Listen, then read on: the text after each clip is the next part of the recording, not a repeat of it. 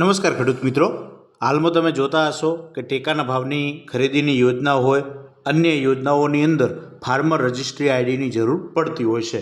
તો એ કેવી રીતે બનાવી શકાય, તેનું સ્ટેટસ કેવી રીતે જાણી શકાય એ જાણીએ.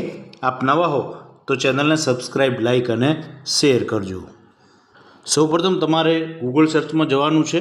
ત્યાં જઈ અને તમે એગ્રીસ્ટેક લખશો એટલે એ વેબસાઇટ આવી જશે. ત્યારબાદ આપણે નીચે જોઈએ તો અહીં આ વેબસાઇટ આવી ગઈ છે, તેના ઉપર આપણે ક્લિક કરીએ.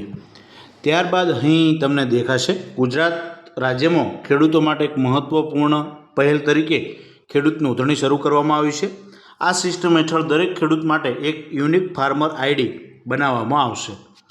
ત્યારબાદ જાણીએ તો હજુ સુધી જે ખેડૂતોનું ના બનાવ્યું હોય એ ફાર્મર ઉપર ક્લિક કરી ક્રિએટ ન્યૂ યુઝર ઉપર જઈ અને એ બનાવી શકે છે.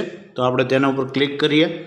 અહીં તમારો આધાર નંબર નાખી સબમિટ કરી અને આગળની પ્રોસેસ તમે કરી શકો છો.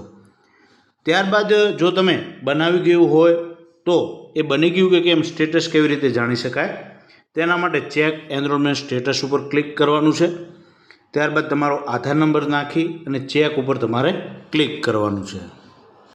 તો અહીં એ બતાવી દેશે કે એ થઈ ગયું કે કેમ. તો એપ્રુવલ સ્ટેટસ એપ્રુવ છે, કઈ તારીખે થયું, તમામ બાબતો. તો આ રીતે તમે જાણી શકશો કે તમારું ફાર્મર આઈડી બની ગયું કે કેમ.